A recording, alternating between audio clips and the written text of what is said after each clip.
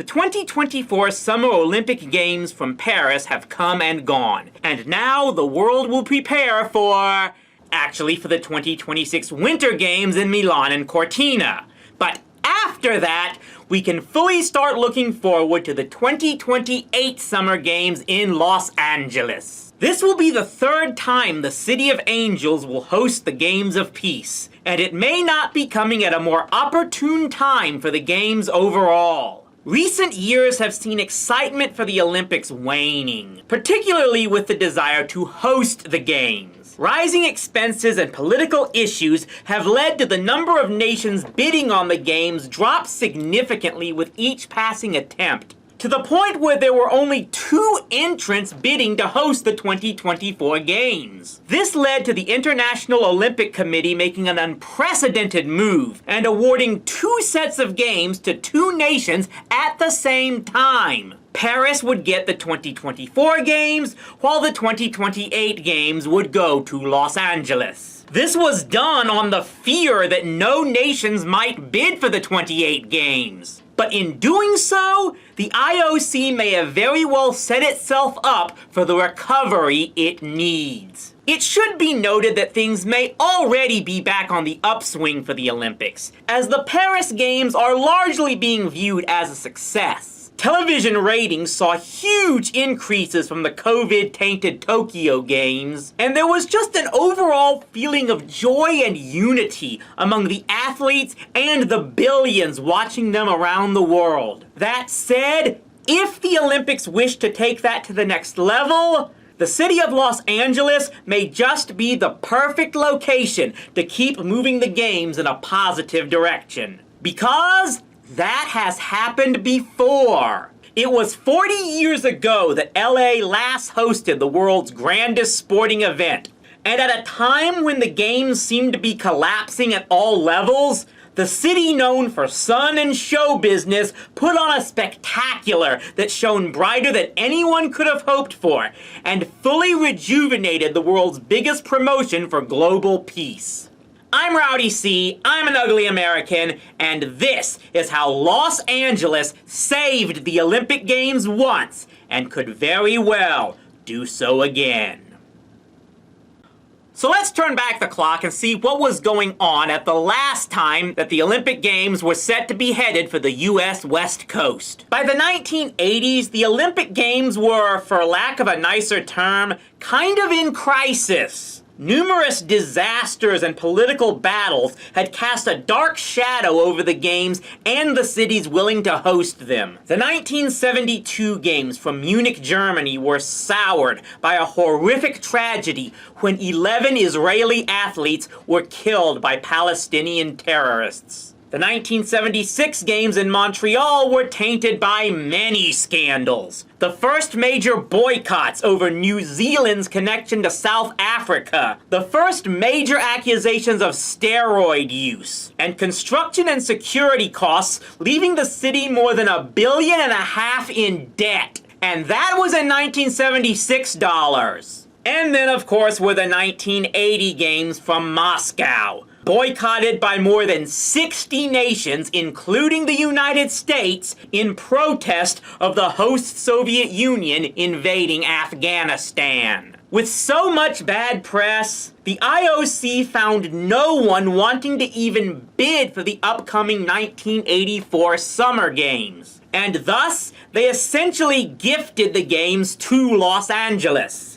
A desperation move that turned out to be exactly what the Olympic Games needed. So how did it work? One of the major conditions that Los Angeles had in exchange for hosting the Games was there would be no excessive spending on these Games. And the key part of that condition was there would be no new facilities built specifically for the Games. The main athletic events for the '84 Olympics would once again be held at the Los Angeles Memorial Coliseum, the main venue for the 1932 Games, and a facility that was still in operation years later as the home field for the University of Southern California football team. A task the place still holds up to this day. This decision above all else spared LA a ton of money, as the construction of the 1976 Olympic Stadium alone cost Montreal more than $1 billion.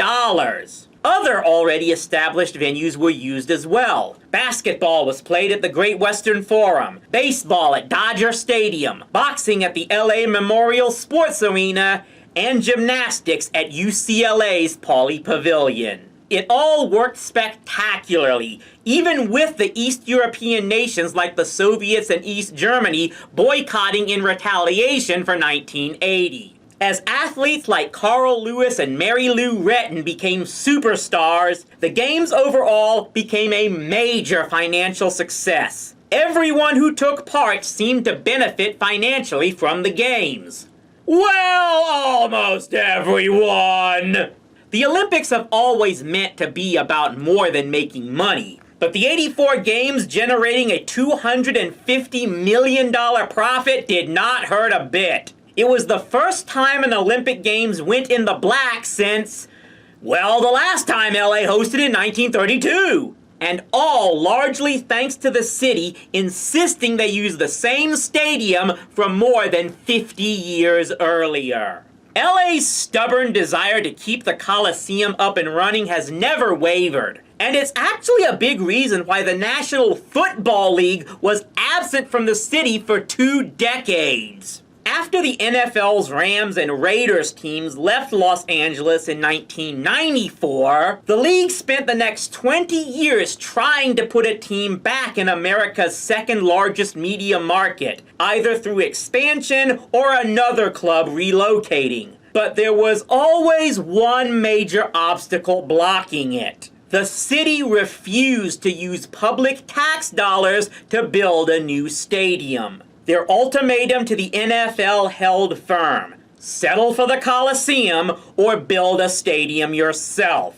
Finally, in 2016, the league capitulated. Private investors led by Kroenke Sports and Entertainment financed the construction of a new stadium on the old Hollywood Park grounds that Stan Kroenke had purchased in 2014. Leading to the Rams coming back to LA from St. Louis, in addition to the Chargers moving from San Diego. This was not the only time Los Angeles bucked the trend of getting new sports facilities built without public money. In 1999, the city opened the new home for the NBA's Los Angeles Lakers and Clippers, as well as the NHL's Los Angeles Kings, built with private financing. When the Clippers recently decided they wanted their own building, they managed to build a new place in Inglewood, the same city as the Rams' new place, which is scheduled to open roughly a month after this video's posting.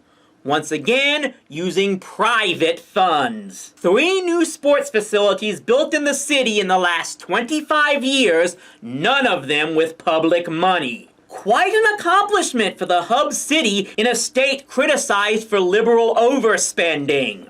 All of these new facilities will play a part in the 2028 Olympics. According to LA28's website, the new NFL stadium and the Coliseum will share hosting duties for the opening and closing ceremonies. The Coliseum will once again host the main athletic events like track and field, while the new stadium will be converted to become the largest host building for Olympic swimming in history. The Clippers' new facility will host Olympic basketball, while the gymnasts will show their stuff in the Lakers' home building. Olympic golf will take place at the Riviera Country Club, and while it has not been officially announced yet, with the return of baseball to the Olympics, it appears likely that Dodger Stadium will become an Olympic host venue once again. One of the biggest criticisms of the Olympics has been the excessive costs hosting the games and no benefits to the host cities afterward, with many stories of former Olympic venues decaying into ruin after years of abandonment.